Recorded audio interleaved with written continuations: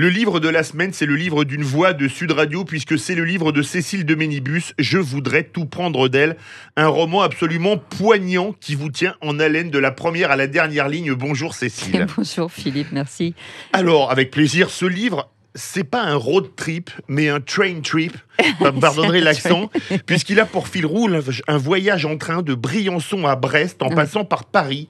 Ce voyage, il est fait par Catherine, une femme d'environ 70 ans, qui vit des flashbacks sur une vie pour le moins douloureuse. Oui, c'est une vie un peu compliquée, lourde de plein d'accros, j'ai envie de dire, qui sont malheureusement les maux de la société aujourd'hui, où on y parle de beaucoup de choses. Et on y parle d'une famille de la noblesse française. On y parle de choses du quotidien aujourd'hui des Français. Alors justement, tout commence quand elle fugue à 17 ans, alors que la majorité est à 21 à l'époque. Elle quitte Étampes et part pour Paris avant de partir dans le Limousin travailler dans une ferme. Elle tombe amoureuse d'un homme et tombe enceinte en perdant sa virginité, un homme pour le moins pas courtois, pas galant. Non, et puis ça l'a poursuivie.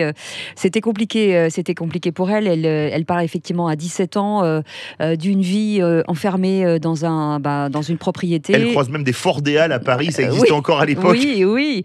Et puis elle découvre un monde, puisqu'il ne sortait pas à part pour aller à l'église ou pour aller au marché vendre de la volaille au marché. Donc une vie qu'elle ne connaît pas du tout à l'extérieur, et tout à coup elle part à 17 ans avec son petit baluchon et ses petites nattes et sa petite robe, et elle découvre Paris, elle découvre la vie et la faune justement. Et là c'est le choc, et il faut qu'elle se débrouille toute seule. Et elle part donc dans le Limousin. Alors elle tombe enceinte, on l'a dit.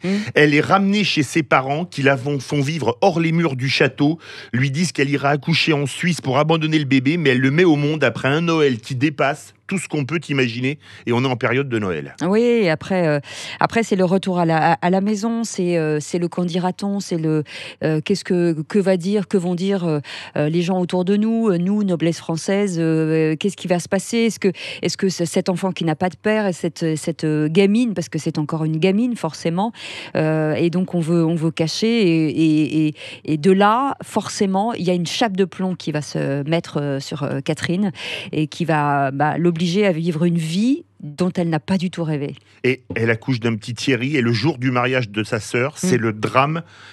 Le gamin fait une chute de 15 mètres et on lui refuse même de l'enterrer, puisqu'il n'est pas un enfant, je mets 3000 guillemets, légitime. Voilà, c'est ça. Et c'est vrai que la douleur d'avoir un enfant hors mariage, la douleur d'être opposé à sa famille, la douleur de perdre un enfant, la douleur, et ça continue, et la plaie s'ouvre de plus en plus, et ça devient très très très compliqué pour Catherine, c'est sûr. Et elle repart et rencontre incroyable dans la forêt, parce qu'elle vit dans la forêt comme ses premières nuits dans le Limousin, un veuf qui a 2 enfants qui s'appelle David. Oui, qui s'appelle David, et elle a été soutenue, aidée par une prostituée qui volait des chemises à ses clients, et que Catherine, en tout cas, remettait à la taille de ses enfants. Elle volait des pots de peinture pour pouvoir qu'elle désinfectait pour pouvoir donner à manger à ses enfants et faire cuire des pâtes à l'intérieur. Donc c'est une vie où on se rend pas compte aujourd'hui. On a l'impression de parler de ça, mais il faut remettre les choses il y a 60 ans en arrière, et on se dit que c'est quand même assez surréaliste, et cette Catherine, elle continue à avancer quoi qu'il arrive. Alors justement, David, il est violent. Elle part, parce qu'ils se mettent ensemble, ils ont 2 enfants, 2 filles, et elle retourne au château de sa famille d'origine, et là, un nouveau drame se noue, l'inceste. Oui, et puis c'est comme dans toutes ces familles, il y a toujours des non-dits, il y a des choses qu'on ne raconte pas, il y a des choses qu'on ne sait pas, et puis on apprend plus tard des secrets de famille qui sont très très lourds à porter sur sa fille. Effectivement, quelqu'un de sa famille a eu des gestes violents, puisqu'on parle de viol. Oui, on parle de viol sur une jeune enfant, et là c'est terrible, c'est-à-dire que après la mort, le viol, ça devient terrible. Mais encore une fois, ce sont des mots que l'on entend aujourd'hui. Ce sont les drames que vivent beaucoup de familles. C'est difficile d'en parler. C'est difficile de l'expliquer à quelqu'un. Encore plus, encore ce que je disais tout à l'heure, 60 ans en arrière, Oui. où on n'a pas accès aux médecins, où on n'a pas la liberté de parole n'est pas là, on n'a pas accès au psy. Donc, comment vit cette femme justement de supporter tout ce poids? Et nouveau drame, Sylvie, la fille victime d'inceste, se suicide quelques années plus tard.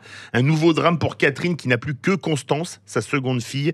Elles se retrouvent à Paris et font le voyage jusqu'à Ouessant où Constance a réservé une très belle surprise à sa mère. Oui, parce que j'ai voulu aussi que ce roman soit nourri d'espoir. C'est-à-dire que oui, les aléas de la vie, oui, c'est vrai, les drames, le déni, la famille, les problèmes avec la famille, oui, mais il faut toujours se nourrir d'espoir. Et dans ce personnage de Catherine, il y a une espèce de légèreté, de bienveillance, d'ouverture vers les autres et de se dire que la vie, à un moment donné, reprend ses droits avec du bonheur. Bien, ma chère Cécile, je ne dévoilerai pas la fin parce que c'est un livre dont il ne faut pas entendre seulement parler sur Sud Radio, mais qu'il faut acheter. Je le montre pour la vidéo. Je voudrais tout prendre d'elle, le premier roman de Cécile de Ménibus publié chez Charleston. Et je vais vous dire une chose, quand je l'ai lu, Cécile, la nuit où je l'ai terminé, j'ai très mal dormi de la nuit, mais c'est extraordinairement bien écrit et on se connaît bien. Je pense que ça fait quelques années qu'on travaille ensemble. Après l'avoir lu, je pense que je ne vous verrai plus de la même manière. Et merci pour ces petites larmes dans les yeux, parce que ça me touche beaucoup, Philippe David. C'est un livre qui m'a énormément touché, donc vraiment, c'est un très beau cadeau de Noël. Un roman qui vous prend aux tripes. Merci beaucoup, Cécile. Merci beaucoup, et on vous retrouve à la rentrée sur Sud Radio. Oui, je vous souhaite de très très belles fêtes de fin d'année et beaucoup de bonheur. Et réciproquement. Merci.